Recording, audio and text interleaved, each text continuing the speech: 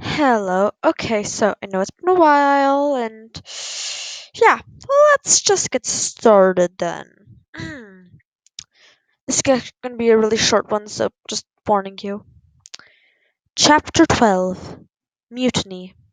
Despite how little of the night was left when Derek was done, he slept well and awoke rested with his head clear and his spirits up. He began clearing one end of the room as though to make a stage, determined to put on a good show. Presently Aranimus arrived with Woolruff in tow. Derek did not have a handbook of robotics with its extensive diagnostic interrogatory, but he knew the main lines of questioning used to test the various postheronic functions. If the daughter of a woman with red hair owns two dogs, and the father of a boy with a broken leg is unemployed, what day does the barber give shaves?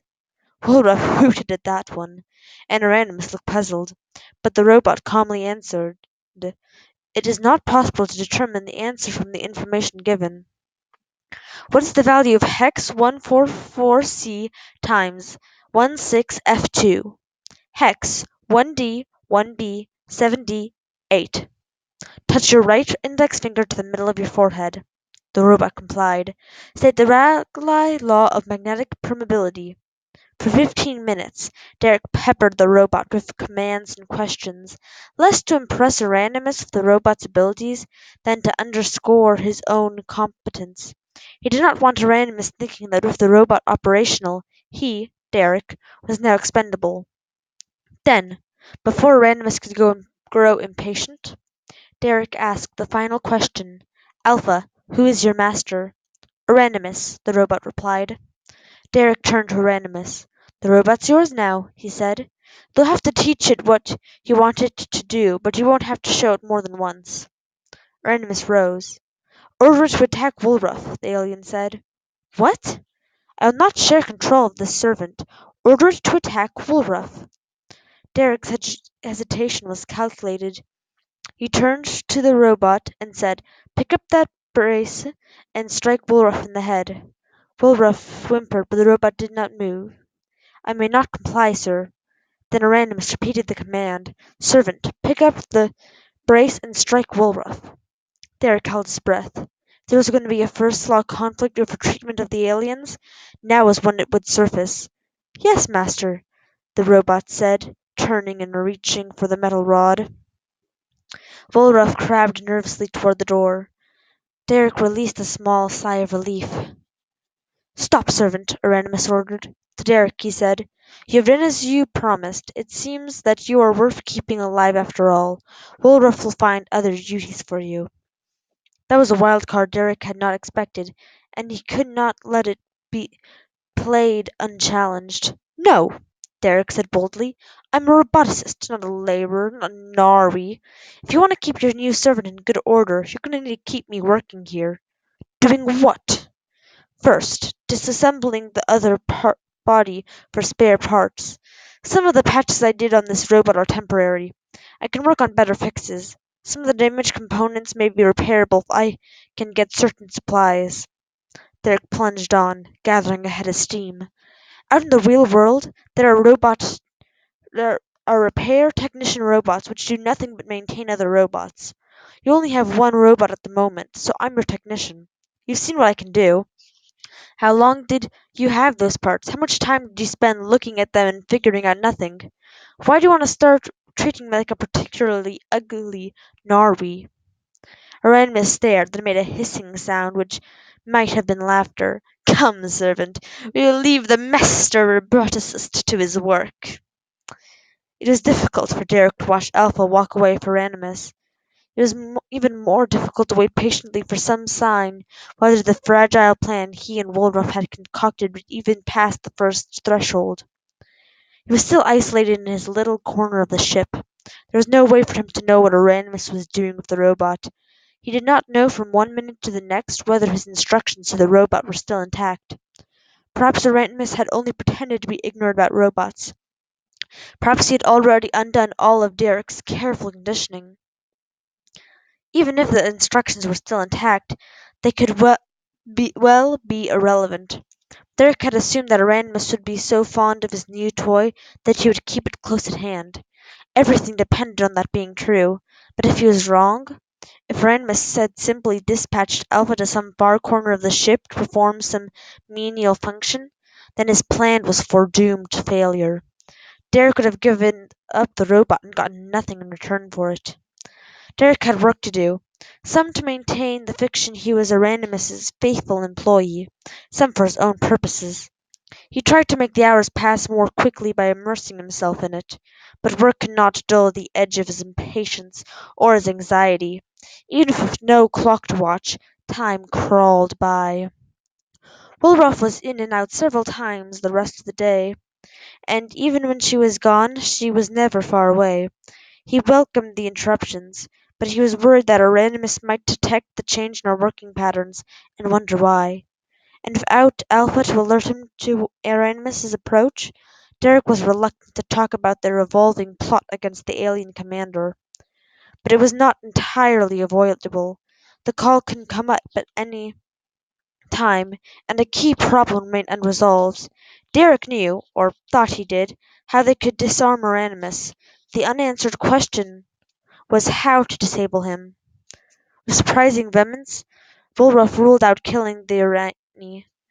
Derek did not much regret it. He could not picture himself walking up to Randomus with a club and battering him to death. But at the same time, as long as Randomus was alive, he was dangerous. Derek first proposed a stunner, made from a recharged microcoil and a few bits of wire. But there was no way to be sure that Randomus was vulnerable to electric shocks, or to assure that the high voltage current wouldn't kill him. "The chamber of the star creatures," Derek said abruptly. "When we passed through it, Aramis's eyes started to water. Do you know why? Those things are from your world. Is there something in the air there that's not in the rest of the ship?" "Yes," Aurora said. "The yellow gas. That is the only part of the ship where it is used. The star creatures release gl- yellow gas when they move." That would account for it, Derek thought. A digestive byproduct or some sort of chemical communication. "So the air in there is like the atmosphere of your world?"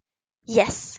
Which means that the Irani probably can't spend any time on your world without getting sick," Derek concluded. "We are protected from the Irani temper," Bulruff agreed. Derek paused and considered. "You said that the star creatures were part of an experiment.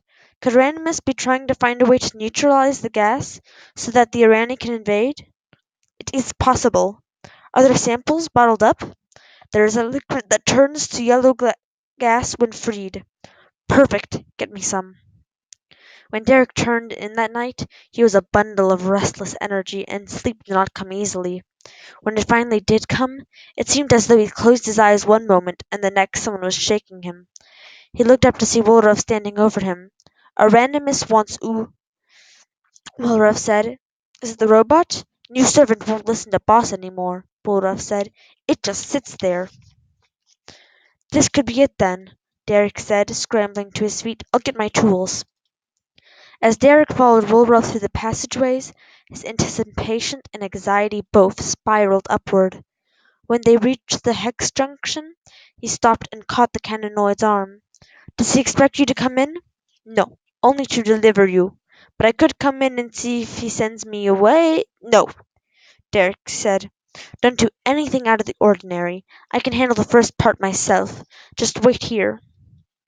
Inside Hull A, Derek spotted a randomist across the main compartment and picked his way around the mesh bulkheads to where the alien waited.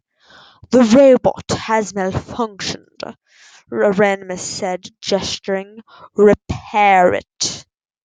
The robot sat on the edge of a low counter, motionless except for his left hand rotating slowly and aimlessly at the wrist joint. "Code 3033. Our location," Derek thought.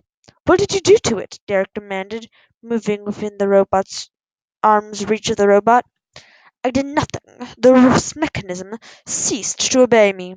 "You must have done something." Derek bent at the waist to peer into the robot's glowing eyes. "Alpha, acknowledge." "Yes, sir," the robot said, its words slurred and distorted. "Code 804, the key," but he had to be sure. "Alpha, Default 1A, 1B, execute. The robot sat inert. Alpha, default 2C, 2D, execute. Still there was no response. What's wrong with my servant? A randomist demanded. Stalling for time, Derek opened his small tool clutch and then the robot's left shoulder access plate. As he peered inside, he thought the next step through. The reworking he'd done on the robot's instinct to protect intelligent life was a delicate business. It had already been stressed unexpectedly when randomists took possession of the robot. But if he were to release the robot from its instruction block in order to move against randomists, that would create a second law obligation to break the first law. His careful adjustments might come apart under the stress, and the robot would freeze up in a way Derek would not be able to repair. He did not want to take that risk. It was much more straightforward for the robot to act in obedience to the first law than in defiance of it. But that meant it was necessary to provoke a randomist into an attack.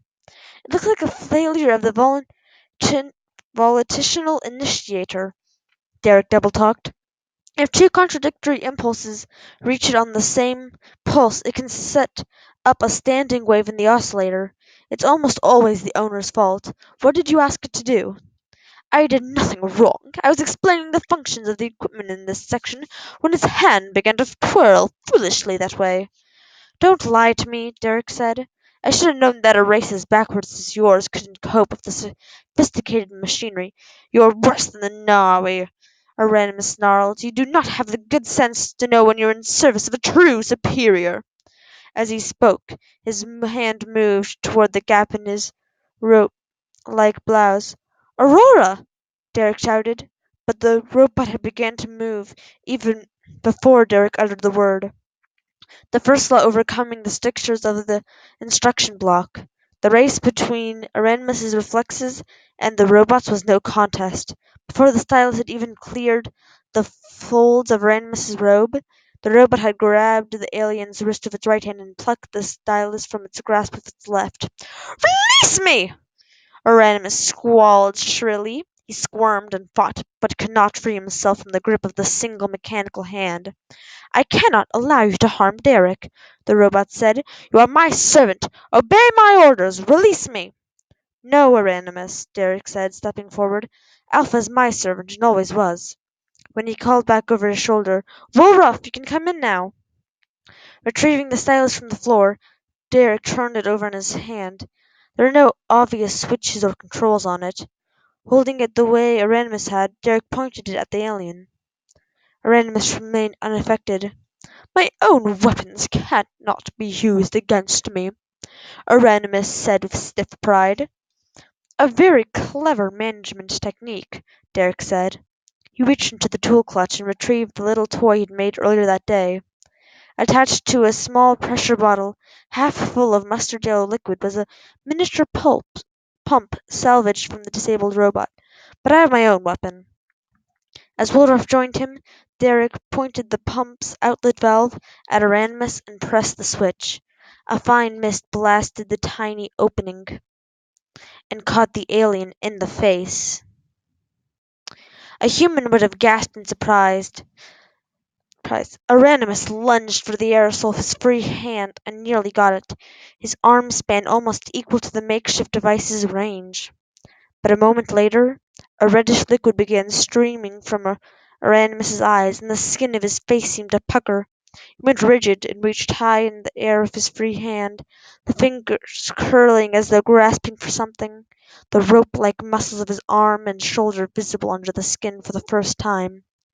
As the aerosol began to sputter, the alien's eyes closed, and his arm dropped limply to his side. Release him, Derek said, thumbing the switch. The robot's hand opened, and the alien crumpled to the deck and lay there motionless.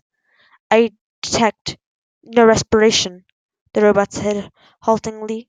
The robot's speech impediment was a warning sign to Derek. I should have it. I should have warned it what was going to happen, he realized blatantly. He's not dead, Derek said. His system has received a poison shock, but he will recover. I will try to integrate Alpha. Analyze the situation. This is a random ship. He had all the advantages. He could have done 100 things to stop us, and we'd never known until it was too late.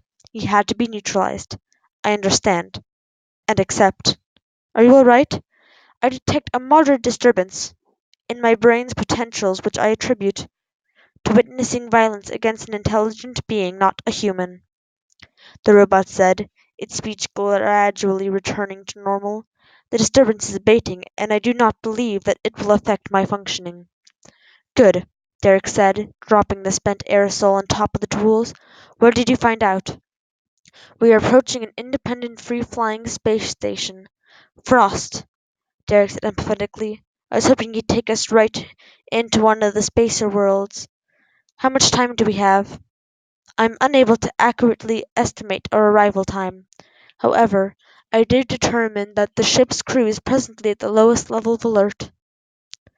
So we probably have more than a few hours, Derek said. Has the randomist been in contact with the station? Not that I'm aware of, sir. This vessel does not appear to have hyperwave communications, only simple carrier wave radio. That agreed with Derek's experience on the asteroid, but it raised a puzzle. How had the aliens found the asteroid? Derek had assumed along with Monitor 5 that they had intercepted the distress message sent on his behalf, but without a hyperwave viewer that was clearly impossible. Perhaps Woolruff could shed some light, but it would have to wait. Okay, what about the key? Do you know where it is? Within limits. I believe it is concealed beneath one of the deck tiles of the command center. The last time he'd been in the command center, Derek had been in too much pain to pay attention to his surroundings.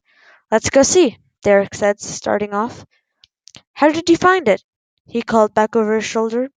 A randomist showed the key to me and questioned me about it, the robot said. When he left with it, I was not able to see precisely what disposition he made of it. However, the time he was gone limited the radius of concealment to this deck, and the sounds I heard were consistent with the removal and replacement of a floor tile.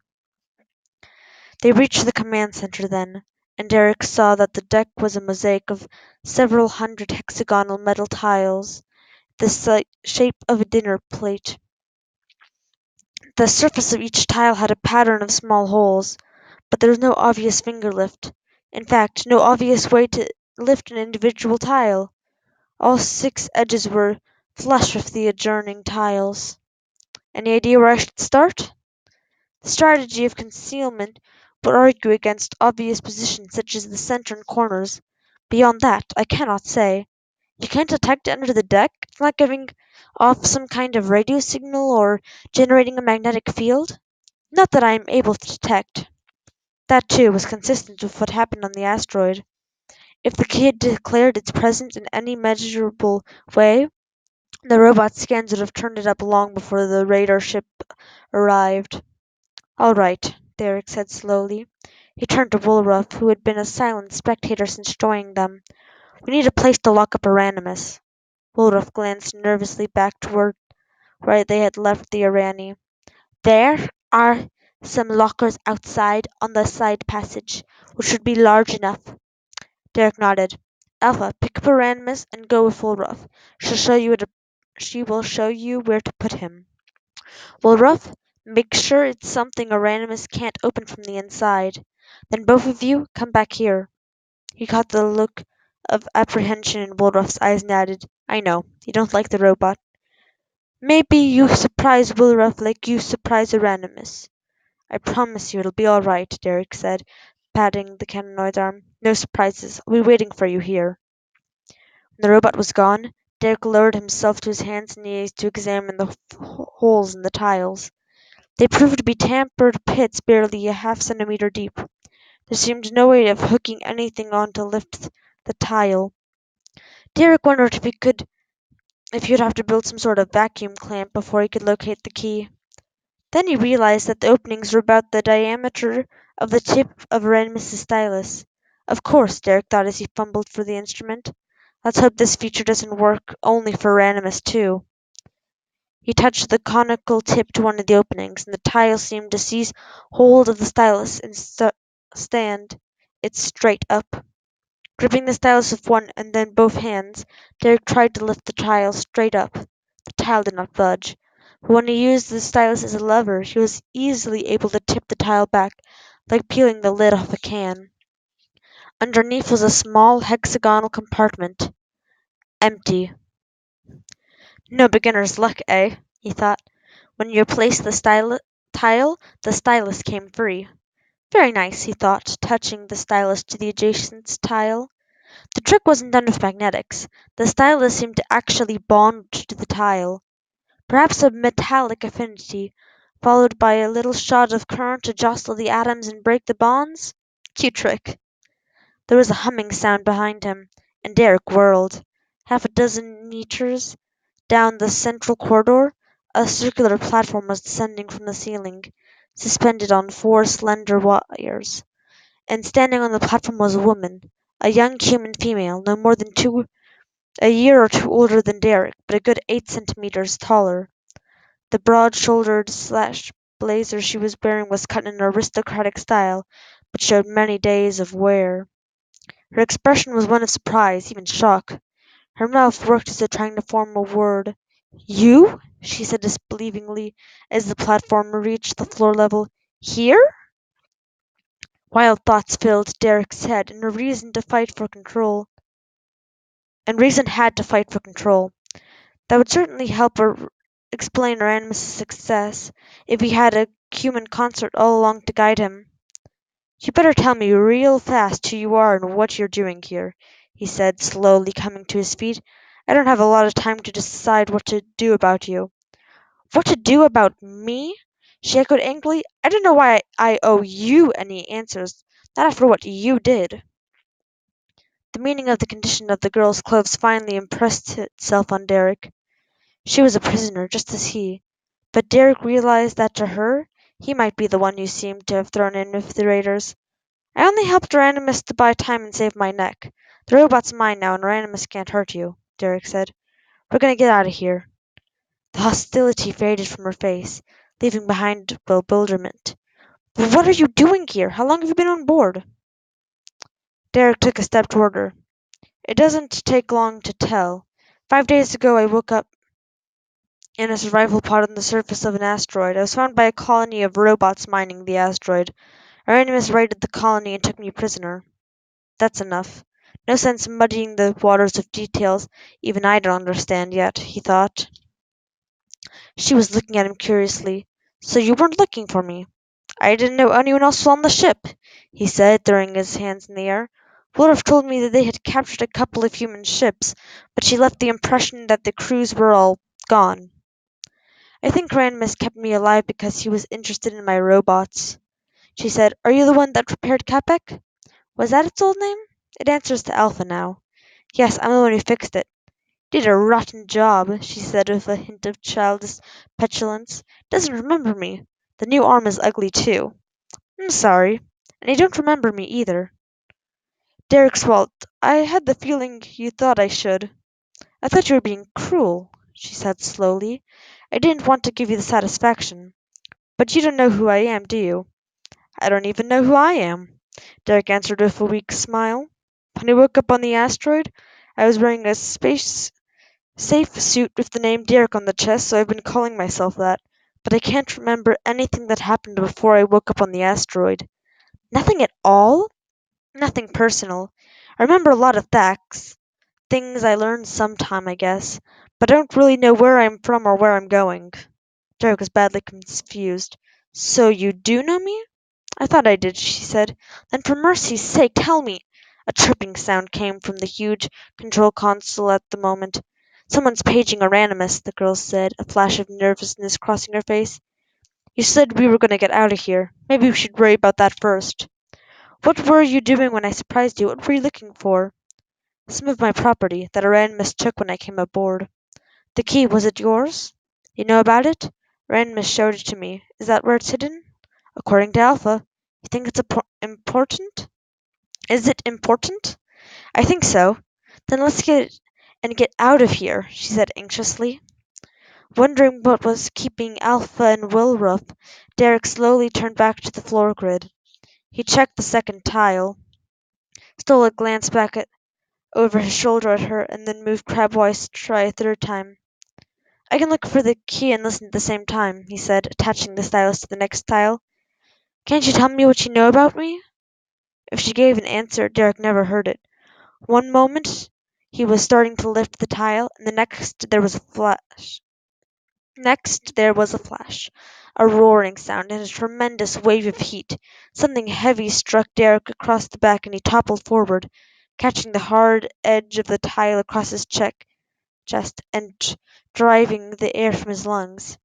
His mind had time to think one word, booby trap, before it retreated from the fury to a dark, quiet recess, where it would not be disturbed.